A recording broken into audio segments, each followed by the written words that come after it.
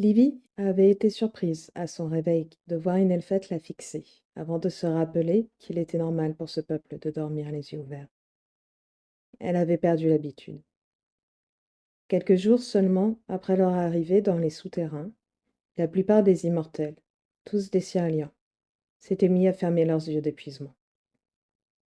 Et même si elle savait la situation anormale, la vision de ses compagnons, les paupières closes, l'avait rassurée. Ils s'étaient remis en route peu après le lever du jour, le silence de leur marche seulement perturbé par les allées et venues des éclaireurs. Elle voyait le paysage changer peu à peu.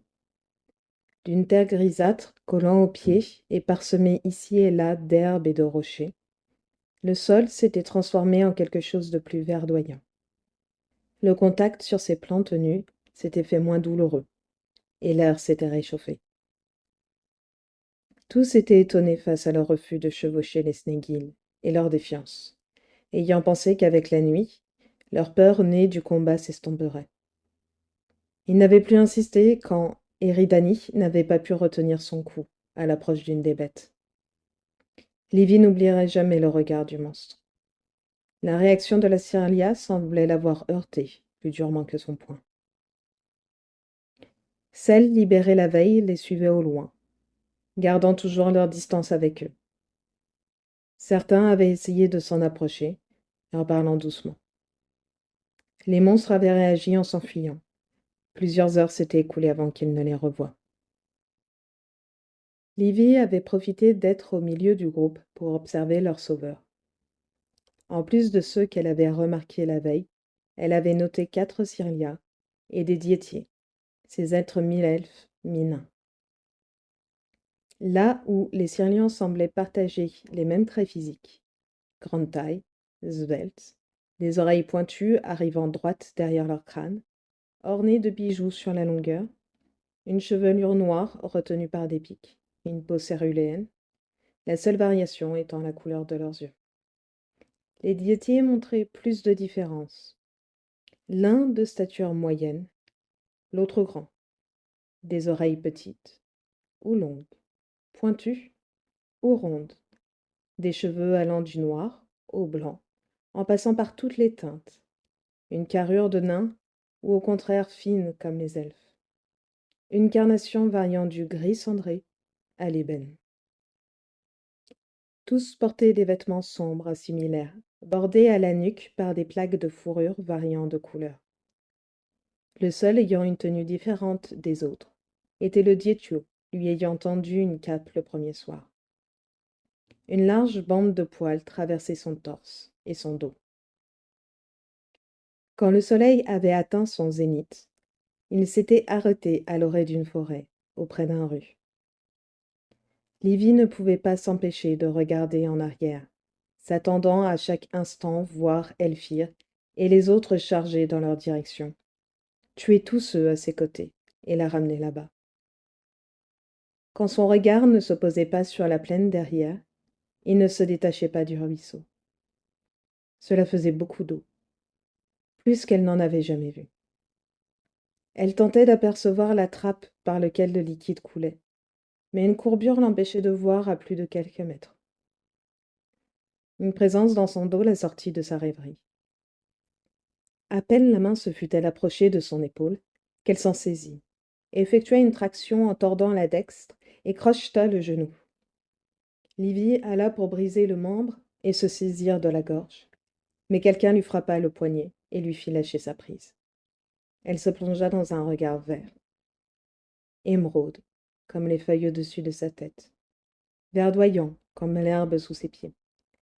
Elle n'était pas sous terre. Elle n'était pas là-bas. « Tu n'es pas blessée, Muyen ?» demanda Eridani sans la quitter des yeux. Plus d'étonnement que de mal, dit le Cirlio en se redressant, son regard passant entre les deux femelles. Je suis désolée. Je ne voulais pas vous surprendre. Seulement attirer votre attention. Mais n'ayant pas retenu votre nom, Livy, fit-elle. Livy. C'est étrange comme nom, fit-il en leur signalant de l'accompagner auprès des autres. Certains avaient posé leurs mains sur leurs armes. Savez-vous sa signification? Continua le Sirius. Signi Signification? Cela significier, tenta-t-elle. Signifier, corrigea instinctivement Eridani. Ce que cela veut dire. Signifier. Cela signifie sans nom, je pense. Ils me l'ont donné, répondit-elle en indiquant l'endroit d'où il venait. Il? Ceux qui vous retenaient captifs? Demanda Mugan d'une douce voix. Non, Arcy. Arcy nous a expliqué qu'elle souffre d'une amnésie totale, informa Eridani. Seule lui reste sa langue maternelle. D'après elle, quand ils essayaient de lui enseigner le Mi'kmaq, elle comprenait la signification de certains mots à l'aide de dessins, sans se rappeler ce à quoi cela ressemblait. Il semblerait qu'au début, il l'ait appelée ainsi le temps qu'elle puisse se souvenir de son vrai nom. Vous ne vous souvenez toujours pas? Demanda le Diétureau. Non, Arcy. Elle espérait qu'une fois dehors, ses souvenirs lui reviendraient plus facilement, continua Lundil, focalisant des regards surpris sur lui, la soulageant de l'attention du groupe. L'étrangère les laissa continuer la conversation, se refermant en elle-même, écoutant les mots couler tel un bruissement lointain. Son esprit était happé par le monde l'entourant, le frémissement des feuilles avec le vent, la chaleur du soleil transperçant sa tunique, et dont la lumière irritait ses pupilles, l'écoulement de l'eau et l'élappement des snéguils, le chant d'un oiseau surprenant ses oreilles. Les odeurs remplissant son nez n'avaient pas d'égal. Elle était tant habituée aux parfums d'urine, d'excréments et de sang séché. Elle avait l'impression pour la première fois de pouvoir respirer librement, sans cette boule serrant sa gorge à chaque inspiration. Mais ce qu'elle appréciait par-dessus tout était l'absence de cette odeur de mort s'étant accrochée au mur, là-bas. Cette puanteur rance, lourde et entêtante se dégageant des moribonds et des cadavres. Elle pouvait maintenant savoir quand l'un d'eux allait trépasser, tant ce parfum s'était imprégné dans ses narines. Un mouvement dans son champ de vision attira son regard. Le Diétureau s'était approché d'elle, conservant une certaine distance.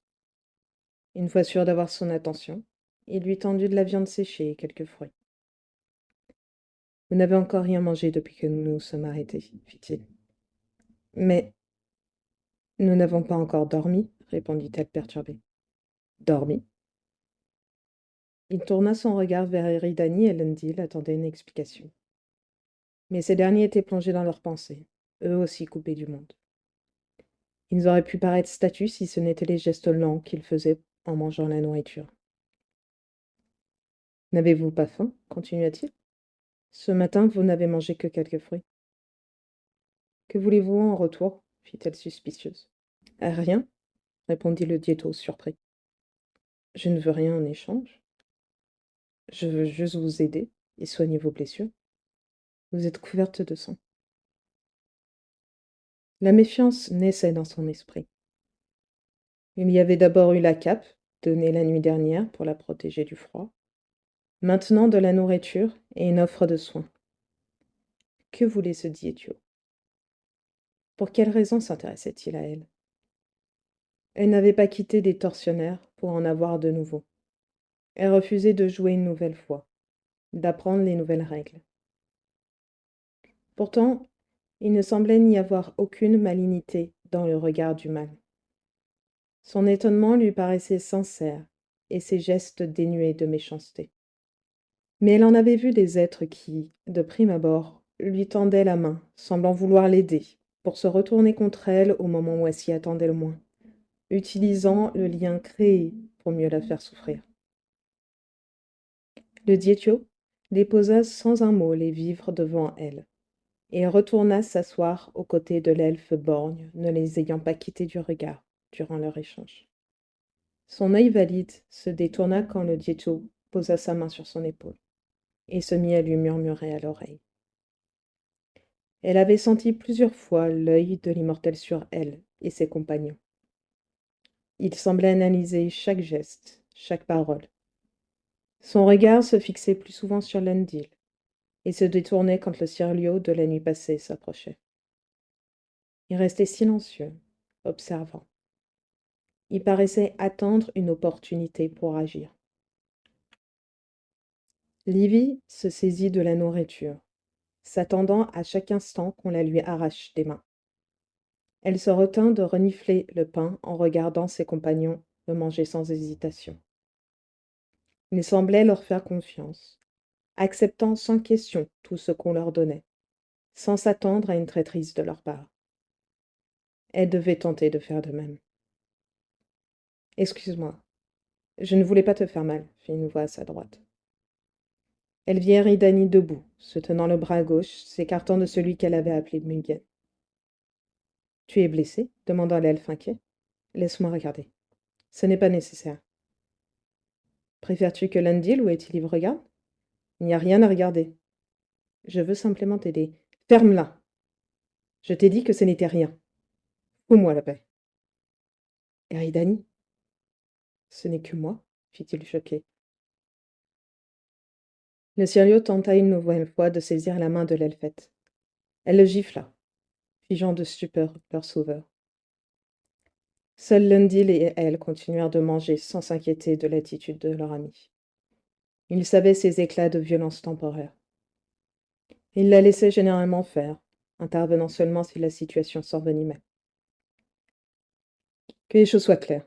Si l'un d'entre vous ose de nouveau poser sa main sur moi, je lui brise la nuque, cracha-t-elle sans quitter Muyen des yeux. Est-ce bien compris? Et avant même que tu n'y songes, Étilive, si tu tentes de me droguer, je le dépasserai devant toi, fit-elle en foudroyant l'elfe borgne et en désignant le Diétu à ses côtés. Et cela vaut pour Livy et Celle. Le moindre frémissement de leur part, et je vous envoie au bûcher. C'est entendu, répondit le baron. J'espère que leurs morts ne te seront pas trop lourdes à porter. Qu'oses-tu insinuer? Rien venant de nous, fit Étilive en levant les mains en l'air. Mais combien de temps encore pensez-vous pouvoir résister? Vous tenez à peine debout. La Cyrlia ne répondit pas et vint s'asseoir aux côtés de Lundil. Un silence pesant s'installa entre eux.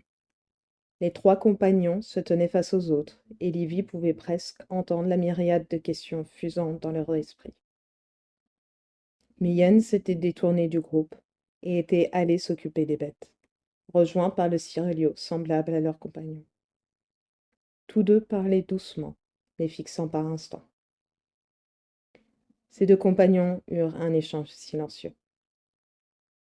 Leur complicité l'avait frappé dès le début. Ils n'avaient besoin que de quelques mots pour se comprendre. Un simple geste, un regard, et ils arrivaient à se calmer l'un l'autre. Au début, le Cyrlieu cherchait l'approbation de sa compagne. Eridani avait été celle commandant leur groupe, et elle avait assumé la responsabilité de leur survie. Mais à mesure que les prisonniers mouraient, l'échange s'était équilibré. Livy sentit l'elfette se détendre à ses côtés, et la culpabilité la gagnait. Lundil, Miyen, fit le Diétio roux, s'adressant aux elfes près des bêtes. Il y a un village à quelques lieues d'ici. Peut-être y trouverons-nous des vêtements plus adaptés. Nous devrions pouvoir l'atteindre avant la nuit. Lundil, murmura Livy, dans un froncement de sourcils, complètement perdu. Elle se tourna vers l'elfe, à sa gauche, ignorant leurs sauveurs discutant entre eux. Mon frère, murmura-t-il en lui saisissant la main et en la fixant. Mon jumeau. Jumeau? Oui, nous sommes identiques. Pareils. Nous... Comment expliquer? Nous avons le même jour de vie. Même moi, j'ai parfois du mal à les différencier. Lequel est Lundil ou c'est Laeg? Fit Eridani en désignant les deux Sirlions l'un après l'autre. Tu comprends? Questionna l'elfe qu'elle nommait depuis des mois Lundil. Oui, murmura-t-elle. Une épidémie avait éclaté chez les diétiers, Elendil était allé leur porter assistance. Il n'aurait dû patrouiller la frontière, mais Selaeg avait pris sa place. Pendant des mois, il était resté auprès des Mortaines jusqu'à ce qu'ils sentent, à travers leurs liens, l'appel à l'aide de son jumeau.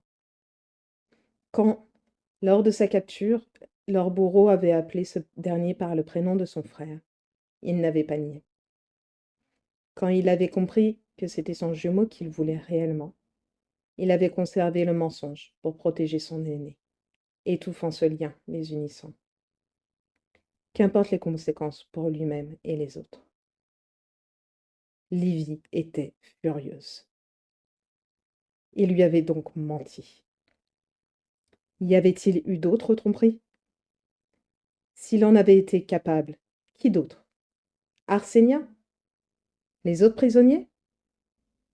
Pour l'instant, elle n'avait pas d'autre choix que de continuer avec les Syriens. Ce monde était bien plus vaste qu'elle l'avait imaginé. Peut-être une fois arrivé au village, vous nous laisserez vous ausculter, fit Lundil en s'adressant à Selaeg. Réfléchissez à la possibilité. Ils atteignirent le village en fin d'après-midi. Les elfes s'avancèrent en premier pour inspecter l'endroit, pendant que les Dithriers restaient avec les rescapés. Ils gardèrent leur distance, et quand Selaeg questionna sur la séparation étrange du groupe, une Dithia lui répondit à demi-mot. La maladie pour laquelle Lundil avait été appelé en renfort s'était étendue à tout le territoire.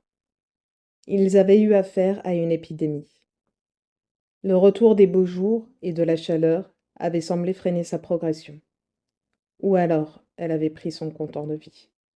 Les diétiers, dus à leur sang nain, aussi infimes soient-ils, pouvaient tomber malades. Certaines maladies étaient bénignes, d'autres exterminaient un village entier en quelques jours. Avec le temps, ils avaient appris à combattre les maux de la nature, mais parfois, leur savoir était insuffisant. Même les elfes syriens, pourtant réputés pour leur art guérisseur, se retrouvaient impuissants. Un Syrio vint les rejoindre et les invita à le suivre. Ils pénétrèrent dans l'enceinte du village composée d'une dizaine de maisons construites en bois. Quelques blocs taillés avaient été mis à l'entrée du hameau, attendant d'être utilisés. Le seul bâtiment, fait de pierre, se trouvait à cheval au-dessus du cours d'eau, un peu à l'écart des habitations. Le toit n'était pas fini, preuve que le lieu était habité, ou l'avait été récemment. « Où sont les gens ?» demanda Livy. « Morts, ou partis. Nous avons retrouvé quelques corps dans les habitations, » lui répondit Étilive. « Tenez. » Il désigna à ses pieds 3 tas de vêtements. Eridani fut la première à s'en saisir et se dirigea vers le bâtiment en pierre. Selaeg prit les 2 restants et fit signe à Livy de le suivre. À mi-chemin, il retourna auprès du groupe et marcha vers le borgne. Après un instant d'hésitation, ce dernier lui donna un autre sac. Elle pouvait sentir leur regard brûler sa nuque en disparaissant à l'intérieur du bâtiment. En pénétrant dans la bâtisse, ils remarquèrent que seuls les murs avaient été achevés. L'absence de toit au-dessus de leur tête les rassura. Ils n'étaient pas prêts à se retrouver dans une pièce entièrement close, privée de lumière naturelle. Les bâtisseurs avaient utilisé le lit naturel de la rivière et l'avaient élargi par endroits. De l'entrée, Livy distinguait à peine le fond de la pièce. Le lieu aurait pu accueillir une dizaine d'individus sans être gênés dans leurs mouvements. Un dénivelé permettait de rentrer dans l'eau et des renfoncements avaient été faits tout du long, allouant à chacun de reposer sa tête et de tremper l'intégralité de son corps. Certains espaces surélevés étaient destinés aux enfants. Elle imita ses compagnons quand ils retirèrent entièrement leurs vêtements et s'introduisirent dans l'eau. La fraîcheur de la rivière soulagea la plante de ses pieds, et un grognement de plaisir lui échappa quand elle fut immergée jusqu'à la poitrine. Elle n'avait pas souvenir d'avoir jamais connu un tel plaisir. Ils déchirèrent des morceaux de leur fine tunique et s'en servirent pour racler la crasse les recouvrant. Même quand l'eau autour d'eux retrouva sa translucidité, ils continuèrent de frotter. Encore et encore. Ils frictionnèrent leur peau jusqu'à ce que la chair devienne douloureuse. Celle des elfes devint foncée sous leur traitement. La sienne regagna sa blancheur laiteuse, et elle remarqua de menues lignes grises sur son derrière. Elle ne les avait jamais vues. Livy regarda les bracelets. De couleur cuivrée, ils partaient de ses poignets et s'arrêtaient en dessous de ses coudes. Elle les avait sentis se resserrer sur ses chairs en les mettant, s'adaptant immédiatement à leur nouvelle porteuse. Elle hésita un instant à les retirer pour se laver, et se ravisa quand elle comprit qu'elle pouvait les mouvoir le long de ses bras. Elle ne pouvait pas prendre le risque que quelqu'un d'autre les prenne. Elle ne connaissait pas ceux dehors. Peut-être l'un d'eux les observait en ce moment même et prenait du plaisir. Cette pensée arrêta ses gestes, et elle vérifia plusieurs fois chaque recoin du lieu, l'oreille aux aguets. Personne ne nous observe, ni ne nous écoute, fit la Sirlia. Comment peux-tu en être certaine, fit-elle. Ils ne sont pas stupides, répondit l'elfette. Concernant celle, peu importe, coupa Livy. J'ai bien vu la trahison dans ton regard. Laisse-nous t'expliquer, fit doucement Iridani. Il n'y a rien à dire, s'obstina-t-elle. Bien, alors ne dis rien et écoute, ordonna le Syrien. Ne me parle pas sur ce ton, prévint l'étrangère, se dirigeant vers la sortie. Liv, je suis désolée, fit plus calmement Selaeg, l'attrapant par le bras. Les choses ne sont pas simples. Il ne faut pas que Lundil l'apprenne. Qu'il sache que j'ai menti.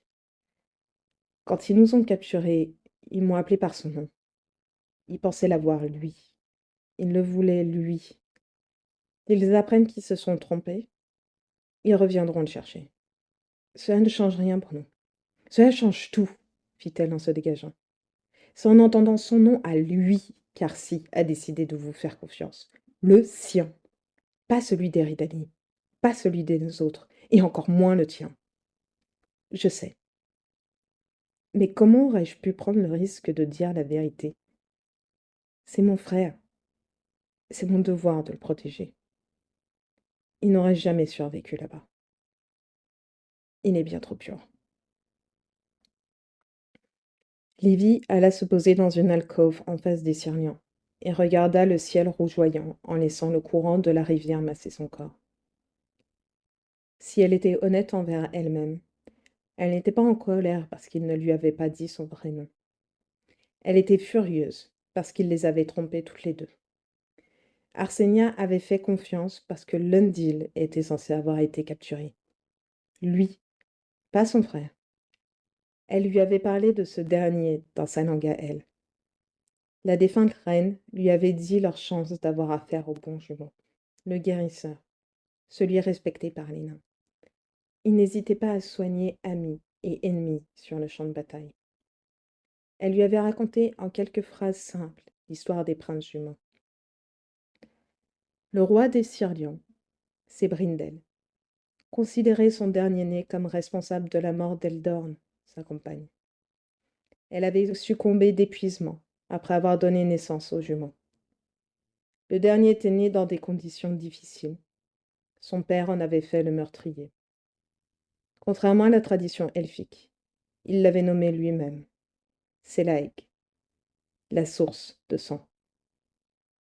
Même les nains avaient été choqués d'une telle décision et d'un tel choix. Un immortel se nommait lui-même à la fin de son 3e siècle, quand il entrait dans l'âge adulte. Les proches pouvaient faire part de leur envie ou du choix qu'ils auraient fait. Mais la décision finale revenait toujours à l'elfin. Certains immortels avaient refusé de l'appeler ainsi, mais il avait choisi de garder ce nom par crainte de son père. Depuis, ses proches n'utilisaient son nom complet qu'en présence du roi. Il était celui ayant été élevé pour devenir un tueur. Les légendes racontaient qu'il usait des connaissances médicinales des Sirlians pour ne laisser aucune chance à ses ennemis, bien qu'il n'y ait jamais eu aucune preuve. Il semblerait qu'il ait orchestré la mort de leur frère aîné pour déclencher la guerre entre les Sirlians et une autre peuplade elfique, les Ladians. Il n'avait pas hésité à mettre la vie de son jumeau en jeu et celle de son compagnon d'alors, ayant fini éborgné dans le combat. Pour différencier les deux frères, il suffisait de se plonger dans leurs yeux. Le bleu de l'un ne s'illuminait jamais. « Tu n'as pas vomi aujourd'hui ?» fit Sélaëg, brisant le silence. « Non, » répondit-elle. « Ça doit bien être la première fois depuis des mois. »« Des douleurs ?»« Je me sens étrangement bien. » Livy prit le temps de détailler le sirio. Ses cheveux commençaient à repousser sur son crâne. Ils auraient dû venir aujourd'hui pour les raser. Une fois leur besogne terminée, il les aura aspergés chacun de 2 seaux d'eau, le liquide étant soit bouillant, soit glacé, parfois un de chaque.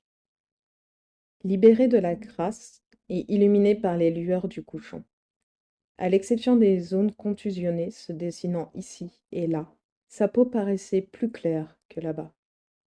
Eridani observait aussi son compagnon, semblant voir des détails invisibles pour Livy. Un détail chez l'elfe l'avait marqué à son arrivée. Il s'agissait d'un tatouage doré, zébrant son côté gauche, partant du bas des côtes pour remonter jusqu'à sa clavicule. 6 lignes se chevauchant entre elles avant de s'unir en un point. C'était le seul prisonnier à en avoir. Ce marquage ressortait d'autant plus maintenant qu'il était éclairé par une essence naturelle. Il en devenait chatoyant, hypnotique. Cette presque lumière tendait à éclipser les cicatrices parsemant son corps. Les 2 plus remarquables étaient le coup de griffe dans son dos, partant de son épaule droite pour atteindre l'aine opposée, et la ligne boursouflée, juste au-dessus de son cœur. L'une, elle savait d'où elle venait. L'autre. Le marquage soulignait aussi le décharnement de son compagnon, sa maigreur. Leur maigreur était l'une des raisons pour laquelle Livy n'avait pas vu l'exacte similitude entre les 2 frères. Les tourments physiques de l'un les faisaient paraître étrangers. La bonne santé de l'autre accentuait cet écart. Maintenant qu'elle connaissait la vérité, elle y voyait une insulte envers Sélaëg. Combien de temps avant qu'il retrouve cette apparence, qu'il puisse se reconnaître dans un miroir? Le bleu de ses yeux. Combien de fois avait-elle entendu les prisonniers dire que c'était celui du ciel, celui de la liberté? Pourtant, en s'y plongeant, elle ne put s'empêcher de trouver qu'ils avaient eu tort. Cet azur lui a rappelé celui de la lune, Svietla ou Elea. Elle ne se souvenait plus. Ils avaient le même éclat, la même lumière, la même douceur froide. Peut-être les nains avaient-ils tort. Dans son regard, elle ne voyait aucune noirceur. Il avait la même lueur que tous les autres avaient eue avant lui. Carcénia, Eridani, et elle-même avaient. Celle d'une créature brisée, n'attendant qu'une seule chose, être délivrée par la mort. Ils avaient de nouveau frotté leur peau avec des morceaux de tissu, jusqu'à ce que la douleur du traitement les oblige à arrêter. Le courant l'ayant soulagé au début en était devenu déplaisant. Livy pouvait sentir l'irritation grandir entre ses cuisses, au contact de ses fondements. Elle les avait frottés plus que n'importe quelle autre partie de son corps. Elle était allée chercher à l'intérieur, espérant dans ces lavements tardifs le soulagement des contacts imposés en ces lieux par leur geôlier. Les immortels avaient fait de même. À chaque passage du tissu, il leur revenait en mémoire les sensations de déchirure, de brûlure et de honte. Alors ils appuyaient plus fort, raclant, frottant, s'abîmant. Ils sortirent de l'eau une fois les 2 lunes visibles au-dessus de leur tête. Elle sentit les regards des Syrians posés sur elle, la détaillant avec attention. Ils eurent de nouveau un échange silencieux entre eux. L'inquiétude prédominait dans leurs yeux. Livy proposa son aide à Sélaëg quand il s'occupa du bras d'Eridani. Ils n'en furent pas surpris. Comme la Cyrlia plus tôt, ils étaient habitués aux réactions démesurées des uns et des autres. Quand l'Elfette réagissait avec violence, l'étrangère s'enfermait dans le silence. Le Cirlio usait du venin de ses paroles, et Arsenia avait eu pour l'habitude de se réfugier dans ses rêves. Souvent, la reine plaisantait sur les réactions plus nanesques qu'elfiques des deux immortels. Le Cirlio s'outilla d'une fine lame trouvée dans la besace d'Étilive, le borgne, et ouvrit la plaie de l'Elfette. Il lui montra comment découper les chairs mortes, perforer les bulbes de pus s'étant formés, et exercer une pression tout autour pour en faire sortir le liquide. Il maintint la pression, attendant que le sang remplace le jus nauséabond.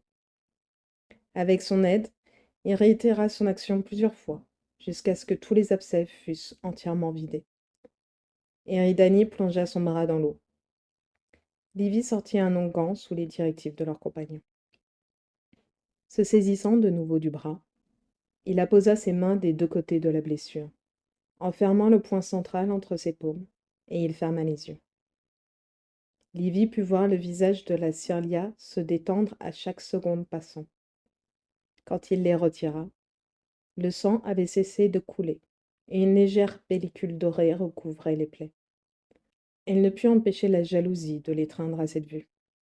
Elle savait qu'elle n'aurait pas la chance de pouvoir bénéficier de la magie elfique. Elle n'était pas réceptive.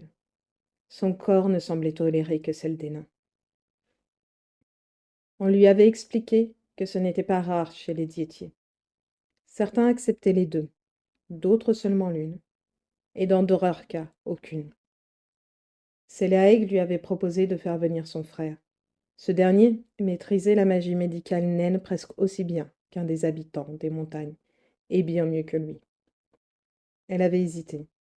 Mais la seule pensée d'être touchée, manipulée par quelqu'un d'autre, lui avait donné envie de vomir. Il n'avait pas insisté, comprenant ce qu'elle n'exprimait pas. Une fois qu'ils se furent assurés qu'aucune plaie n'avait été oubliée, ils lui montrèrent comment mettre les tenues fournies par le borgne. Ils enfilèrent un vêtement fait d'un assemblage de feuilles grises et rondes cousues ensemble. Le bas remontait aux hanches et le haut descendait à leur taille, se fermant par des pièces de métal le long du torse. Une plaque de fourrure avait été ajoutée sur les épaules.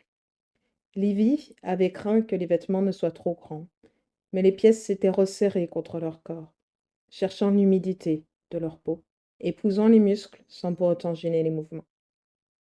Il en fut de même pour les chaussures, s'adaptant au bandage. Ce sont des feuilles, expliqua la Cyrlia. Des feuilles fit Livy intrigué. Ceux qui poussent sur les arbres. Un type bien particulier. Elles aident à protéger le corps des températures extérieures et absorbent la transpiration. Tu peux porter une tenue plusieurs semaines avant de la changer. Quand les feuilles commenceront à sécher, il faudra que tu les baignes dans l'eau. Elles reprendront leur fermeté originelle. Généralement, on les lave surtout à cause de l'odeur des poils. Je ne sais pas exactement comment c'est fait, fit-elle, devinant la question qui allait être posée. Il faudra te renseigner auprès d'un effeuilleur. Effeuilleur murmura-t-elle. J'ai déjà entendu ce mot. Dans les jours à venir, essaye de te concentrer sur ta prononciation, fit le Cirlio en l'entendant dire le mot comme une naine. Il faut que tu apprennes à les prononcer comme nous. Pourquoi? Ta façon de parler. Tu prononces certains mots à la manière des nains, de l'Adian, de Torian. Ça semblait t'amuser. C'est une mélodie douce aux oreilles, mais tu ne pourras pas continuer là où nous allons. Beaucoup douteront de ton amnésie. Sûrement même eux, fit-il en désignant l'entrée du bâtiment. Certains pourraient s'imaginer que tu es envoyé par ces peuples pour nous nuire, nous combattre de l'intérieur. Et ton parler renforcera leurs pensées. Dans un premier temps, la situation ne sera pas idyllique pour toi, je le crains, fit Eridani. Facile, plaisante. Lévi put la sentir, cette boule familière se former dans son estomac, tiraillant, creusant, fouillant ses entrailles. La peur s'emparait de nouveau d'elle. Les jours passant, Les autres avaient été plus à même d'essayer de communiquer avec Livy. Surtout le Dietio, du nom du Mégane, lui ayant apporté la cape et la nourriture les premiers temps. Ils avaient à leur tour pris l'habitude de simplifier leurs discours, de dessiner sur le sol, ou de décrire leurs mots pour l'aider à comprendre. Elle s'évertuait à les répéter plusieurs fois pour les retenir, et avait dû se rendre à l'évidence. Ses compagnons avaient eu raison. Son accent avait soulevé des questions. Selaeg avait coupé court au sujet, en les informant qu'il y avait eu des geôliers venus des différents territoires elfiques et diétiers, là où ils avaient été retenus captifs. Livy s'étonnait à chaque fois qu'aucune mention des Skiasi ne fût faite. Quand ils avaient mentionné leur combat, ils ne parlaient que des elfes les ayant poursuivis, jamais des Skiasi. Eridani et Selaeg semblaient même surpris qu'elles connaissent leur existence. Il leur fallut plusieurs jours pour s'habituer à la présence des Snéguines. À chaque fois que les monstres prenaient leur repas, elles ne pouvaient s'empêcher de régurgiter le sien. Eridani resserrait instinctivement son bras contre son corps, et Selaeg enfonçait ses ongles dans sa paume. Les bruits de chair arrachée, l'odeur du sang frais, le craquement des os et les grognements des bêtes faisaient remonter à la surface leurs souvenirs. Elle essayait de mettre de côté son aversion envers les monstres, résistant à frapper chaque bête s'approchant d'elle. Les animaux semblaient être dotés de suffisamment d'intelligence pour garder leur distance, et leur maître se plaçait entre eux comme bouclier. Son instinct lui soufflait qu'ils agissaient ainsi pour protéger les bêtes, pas eux. Le Cialio lui avait à plusieurs reprises demandé si ses douleurs et vomissements étaient de retour. Tous deux s'accordaient à considérer leur disparition soudaine surprenante. Le mal s'était installé en elle plusieurs jours avant l'arrivée de leur unité dans les souterrains, presque au même moment où la reine perdait sa main. C'était une douleur venant de ses chairs. Livy les sentait brûler de l'intérieur, faisant tant se contracter ses muscles que ses articulations se mettaient à craquer. Plusieurs fois, sous le cambrement du déchirement, elle avait pensé entendre sa colonne vertébrale se briser. Leur bourreau l'avait suspendue à des chaînes au-dessus du sol. C'était là le seul moyen trouvé pour qu'elle ne s'éclate pas elle-même la tête contre la pierre, dans l'espoir de mettre fin à la souffrance. Elle durait parfois quelques minutes, d'autres fois plusieurs heures. Elle ne savait jamais quand elle allait surgir. Quand les prisonniers étaient arrivés, Selaeg avait reçu pour ordre de les soigner avec Arsenia. Il lui avait indiqué la naine, enchaînée par le cou au fond de la cellule, tremblante de fièvre et délirante dans sa langue, son moignon infecté. Malgré les soins immédiats ordonnés par Elfire, l'infectation se propageait, et il craignait l'apparition de la gangrène.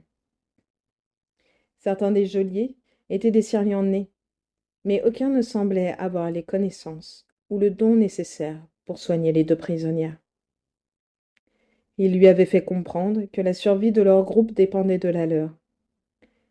Quand Séléac s'était rebellé, arguant qu'ils n'avaient pas à leur disposition les moyens nécessaires pour les traiter, Elfire s'était contenté d'ordonner à l'un de ses Snéguils de dévorer l'un des nouveaux venus. Ils apprirent ainsi l'une des leçons les plus importantes de ce lieu. Obéir ou tuer un autre. Aidé de ses compagnons d'armes, il avait fait son possible pour les soigner avec le peu dont il disposait. Ils avaient réussi à endiguer le mal de la reine, mais ils n'avaient rien pu faire pour le sien. Ils ne purent que soulager légèrement son affliction. Penses-tu que c'est merci à eux demanda-t-elle un soir à Selaeg, soignant ses pieds blessés loin du groupe. Les bracelets. Grâce à eux. C'est possible, répondit le Sirio. On sait que les charmes elfiques sont inefficaces sur toi. Ne fonctionnent pas. Ceux des nains ont plus d'effet. Peut-être y a-t-il un peu de leur magie en eux. J'irai voir les feuilleuses de notre unité à notre arrivée, fit Eridani. Je verrai pour qu'elles te fassent des brassards. On ne peut pas prendre le risque qu'ils soient découverts. Jamais. Je n'ose imaginer ce qu'il se passerait si c'est Brindel ou Muyen les voyaient. Muyen? N'est-il pas un proche à vous? S'étonna-t-elle, comme tout ce présent aujourd'hui. Il l'est, fit l'Elfette en soupirant. Très, trop. Mais c'est aussi un proche ami du roi. Si tous les deux découvraient que tu as l'une des clés de la forteresse naine, ils feraient tout pour s'en emparer. Avec ces bracelets, nous pourrions enfin ouvrir l'une de leurs portes et les soumettre. Cette idée semble te plaire. Je ne te mentirai pas. J'aimerais le faire. Marcher vers leurs montagnes et pouvoir nous débarrasser de ce peuple cupide et félon. Mais ce serait l'insulter et cracher sur son cadavre. J'ai beau avoir accompli d'innombrables actes innommables, encore plus ces derniers mois. Il y a une limite que je ne suis pas prête à franchir, même si c'est pour une naine. Peut-être est-ce qui nous différencie encore d'eux, fit le sire lion. De plus, nous faudrait franchir les marécages ou traverser leur royaume pour y arriver. Je suis certaine qu'ils se feront un plaisir de nous aider, si cela leur permettait de ne plus avoir à combattre sur deux fronts à la fois. Oui, et ils nous embrancheraient par derrière une fois la tâche accomplie. Libérés des nains, ils se focaliseront sur nous et nous n'aurons aucune chance. Ils sont aussi traîtres que les gnomes. Ils interrompit Livipardu. Les Ladians et Taurians, les elfes des montagnes centrales. Leur territoire divise les terres connues. Il est composé d'une chaîne de montagnes boisées, s'étendant des mers du nord jusqu'aux marécages du sud. Le seul moyen de traverser leurs terres, sans danger, est par la capitale, le Nid. Les Ladians sont un peuple de guerriers. Ils ne vivent que dans le but de conquérir, soumettre les autres peuples. Pendant un temps, ils avaient enfoui leur nature belliqueuse, mais ils n'ont pu résister à l'appel du sang, nous déclarant la guerre malgré celle les opposant déjà aux nains. Jusqu'à présent, ils ont réussi à tenir les deux fronts. Ils espèrent encore nous soumettre tous à leur volonté. Et si nous refusons, tu as bien vu comment les leurs se comportaient là-bas. Certains prétendent que c'est tout le sang versé par leurs ancêtres qui leur a donné cette carnation rougeâtre. Et les Tauriens, comment sont-ils? Les Tauriens? Ils n'ont aucune indépendance. Ils les suivent comme un troupeau de moutons, se soumettant à leurs désirs. Ils n'ont jamais été capables d'avoir une volonté propre, à jamais à la recherche de nouveaux maîtres. Je me demande ce qu'il dirait de vous, fit Livy, sentant une chaleur se dégager des bracelets. Pour atteindre le royaume elfique, ils durent traverser le territoire des Diétiers. Ce dernier était majoritairement composé de petits villages et de quelques bourgs conséquents. La plupart des lieux sur la route se remettaient peu à peu de l'épidémie ayant fauché près du quart de la population. Plusieurs fois, sur le bas-côté, ils avaient trouvé des cadavres à différents stades de décomposition. Les malheureux avaient tenté de fuir et de rejoindre des endroits plus sains, ignorant qu'ils étaient eux-mêmes condamnés. Les soigneurs avaient dès le début tenté de limiter la propagation du mal en interdisant aux individus de se déplacer d'un lieu à un autre. La peur de la mort avait été plus forte. Comment aurait-il pu leur en vouloir quand on voyait ses voisins, ses amis, mourir les uns après les autres?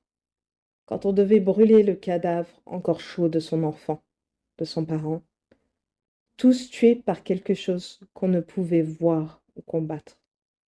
Une chose dont même les elfes étaient incapables de comprendre.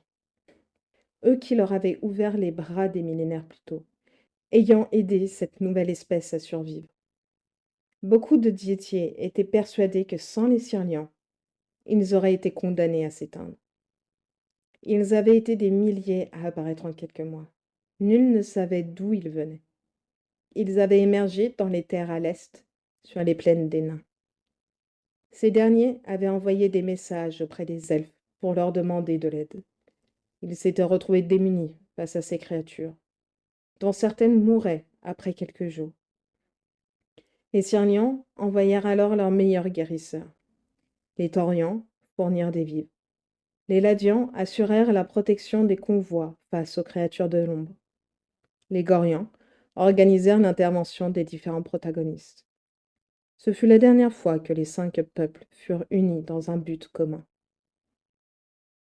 Lorsque la situation se fut stabilisée, les nains offrirent leurs terres à ce nouveau peuple. Dès lors, ils creusèrent les montagnes du sud, s'enfonçant toujours plus profondément en son sein, et coupant peu à peu le contact avec ceux de dehors. Les Syriens firent de même, curieux d'étudier cette nouvelle espèce, et une partie d'entre eux les suivirent à l'ouest et s'installèrent au milieu des immortels, entre leur royaume et les terres tauriens, apprenant de leur peuple. Les deux groupes de diétiers proliférèrent sous le regard de plus en plus méfiant des Ladians, jusqu'au moment où, après 4 jours de séisme, les 3 volcans bordant les océans au sud des terres tauriens entrèrent en éruption simultanément. Sur des kilomètres, le magma fendit la terre, jaillissant au milieu des villes et des villages. Les lacs s'évaporèrent, les monts et montagnes s'écroulèrent. Les Gorians furent surpris par des tsunamis, et ils repêchèrent des cadavres des mois après la fin du cataclysme. Leurs terres disparurent sous les flots, laissant place à des centaines d'îles. Les fumées obscurcirent le monde de nombreuses saisons. Des répliques de séismes se firent sentir jusque chez les Ladians. Les Syriens accueillirent les Taurians, survivants le temps que la nature retrouve sa paix. Ils se rationnèrent pour nourrir la multitude d'elfes et de diétiers. Bien des décennies s'écoulèrent, et les Taurians durent se rendre à l'évidence. Leurs anciennes terres étaient devenues, à jamais, hostiles. Ils firent leur possible pour s'intégrer auprès des Syriens, pour pourvoir aux besoins des 3 peuples. Après des décennies à vivre dans un espace trop petit pour eux tous, ils migrèrent de nouveau. Ils allèrent proposer leur aide aux Ladians, qui les accueillirent à bras ouverts. Après seulement quelques siècles, leurs 2 peuples ne devinrent plus qu'un. Les Ladians, déchargés des tâches agricoles, purent se consacrer à combattre les créatures de l'ombre, peuplant les terres connues, et se focaliser sur la guerre les opposant depuis le cataclysme aux nains. Durant leur périple, les Taurians firent part de leur rancœur. Selon eux, cette éruption n'était pas naturelle. Ils avaient toujours surveillé, étudié et connaissaient le danger représenté par les volcans. Il n'aurait jamais dû être possible aux 3 de s'éveiller en même temps, aussi soudainement. Les survivants jurèrent avoir entendu un son se mêler à l'explosion. Une note pure, s'entendant sur des kilomètres, suivie d'un souffle brutal finissant de terrifier les immortels et fissurant les bâtisses. Une fois leur peuple en sécurité, l'un d'eux raconta qu'un groupe de nains lui avait demandé comment se rendre en haut du cratère central, quelques jours avant le début des tremblements. L'absence de réaction de ces derniers dans les mois qui suivirent fut, pour tous les immortels, l'aveu de leur culpabilité. Les diétiers, peuple au sang des 2 espèces, payèrent aussi le prix de cette catastrophe. Beaucoup d'elfes les considéraient alors sous leurs origines nanesques et non plus elfiques. Les Ladians postèrent des sentinelles tout le long de leurs frontières orientales. 1 an après le cataclysme, les fumées planant encore sur le monde, les nains, soutenus par quelques diétiers de l'Est, attaquèrent des Ladians postés à la frontière sud, ne laissant qu'un seul survivant. Les combats durèrent 3 ans, et les montagnards furent aidés par les autres immortels. La guerre se termina quand le roi elfique fut dépecé par celui sous la montagne. À la surprise de tous, ce dernier ordonna à ses armées de retourner chez eux, abandonnant les terres conquises. Les elfes brisés retournèrent honteux en leur royaume.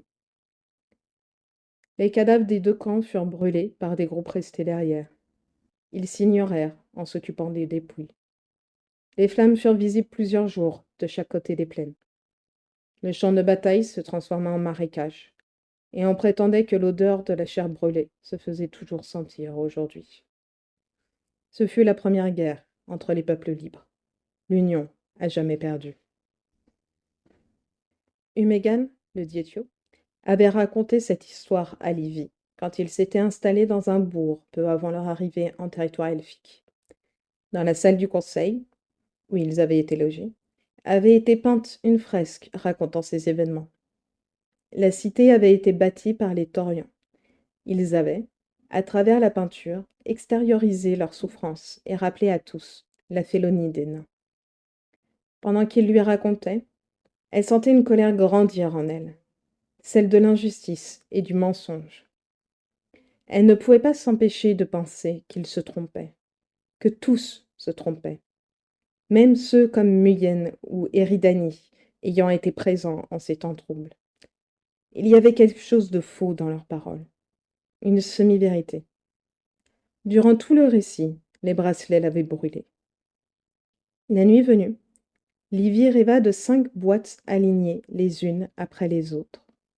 Sur le couvercle de l'une d'elles était gravé un dessin, un bouclier comme fond, un oiseau déployé au centre tenant dans sa serre gauche une épée et un carquois à sa droite.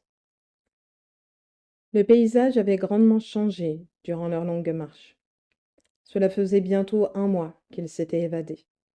La terre grisâtre et le bois mort les ayant accueillis à la sortie des souterrains avaient peu à peu fait place aux plaines parcourant les territoires diétiers, parsemés ici et là de forêts plus denses en remontant vers le nord. Le changement de territoire se caractérisait par la présence de collines de plus en plus élevées et la multiplication des rivières et des lacs sur le chemin. Leur progression restait ralentie par les 3 anciens captifs, recouvrant lentement leurs forces. La quantité de nourriture avalée avait augmenté avec les jours, leur donnant plus de résistance et leur redonnant une apparence vivante. Avec le temps, ils avaient comblé de plus grandes distances, ne faisant plus que des pauses le midi pour se restaurer et le soir pour dormir. Les Snigils libérés s'étaient rapprochés d'eux, se tenant plus près de leur groupe, rassurés par le paysage familier. Ils avaient même dormi à quelques mètres du campement certaines nuits. Mais ils étaient restés craintifs. Ils gardaient le regard fixé sur Eridani et Selaeg. Les 2 immortels ignoraient les bêtes, les cherchant du regard seulement quand elles s'écartaient au loin, le détournant quand elles revenaient auprès d'eux. Les autres observaient le manège sans rien dire. Ils avaient abandonné l'idée d'essayer de les faire venir à eux. Ils avaient adopté la même attitude envers les anciens captifs. Sans pour autant les rejeter et les ignorer, ils les laissaient entre eux, respectant la barrière invisible imposée. Le soir, auprès du feu, ils laissaient toujours un espace suffisamment grand pour que tous 3 puissent s'y asseoir côte à côte. Certaines veillées, ils les avaient rejoints, se contentant d'écouter.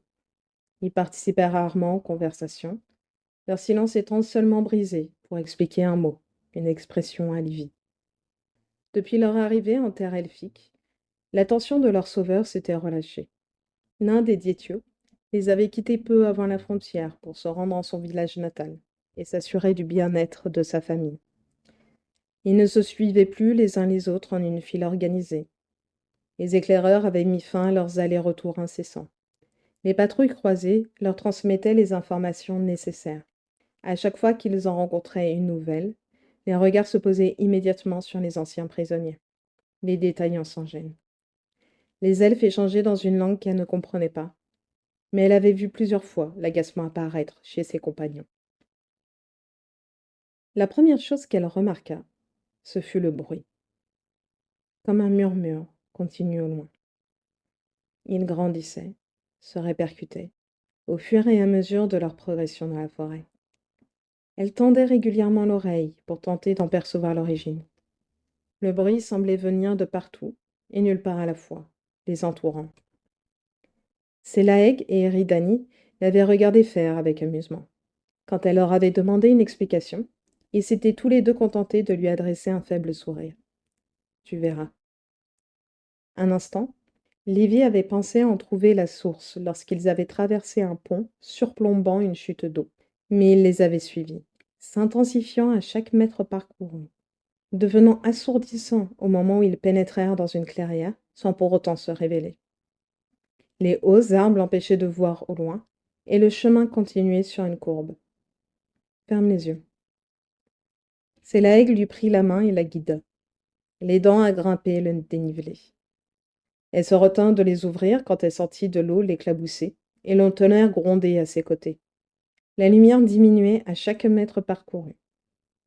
L'odeur de la terre mouillée s'infiltra en elle, lui rappelant celle de là-bas. Sentant sa frayeur, il raffermit sa prise, attrapant son coude pour l'aider à garder son équilibre. Le sol est glissant. Elle perçut la présence rassurante de la Cyrlia à leur côté. L'air autour d'eux devint humide, le bruit de leurs pas se répercutant au loin. Leur sauveur avait mis fin à leur conversation. Elle percevait leur regard sur eux, bruissant de questions et d'attentes. Lorsque la lumière pénétra de nouveau ses paupières closes, et que l'odeur de la terre fut remplacée par celle de la forêt, elle se détendit. Tu peux les ouvrir. Ils se tenaient en haut d'un promontoire, surplombant la partie centrale du royaume des Syriens. À perte de vue, l'eau scintillait de mille éclats, transformée en un labyrinthe d'or par les rayons solaires. Aussi loin que portait son regard, l'eau recouvrait le monde. De la forêt environnante s'échappait une kyrielle de cascades, s'écrasant dans des lagons sous l'éclat des arcs-en-ciel, avant de se déverser dans d'immenses bassins. Ces derniers étaient séparés par des landes de terre. Des ponts enjambaient certains cours, reliant des îles entre elles. Des nuées d'oiseaux voltigeaient au-dessus des lacs, tandis que sur les îlots, des mammifères paraissaient sous la lumière pendant que les petits jouaient entre eux. Bienvenue chez nous, fit la Cyrlia. Le royaume des mille eaux, terre des Syriens. Livy détourna son regard du spectacle pour regarder son amie. Derrière elle, à travers le rideau d'eau, elle devinait la caverne qu'elle venait de traverser. La cascade s'écrasait sur des rochers plusieurs mètres en dessous d'eux, avant de se séparer en 23 petites chutes. À droite de celle-ci, cachée jusqu'à présent par la forêt, de nouvelles étendues d'eau se dessinaient. Les trappes doivent être gigantesques. Il n'y a pas de trappes, Livy, répondit la Cyrlia dans un sourire. Nul ne les contrôle, ne les emprisonne. Elles sont libres. Libres.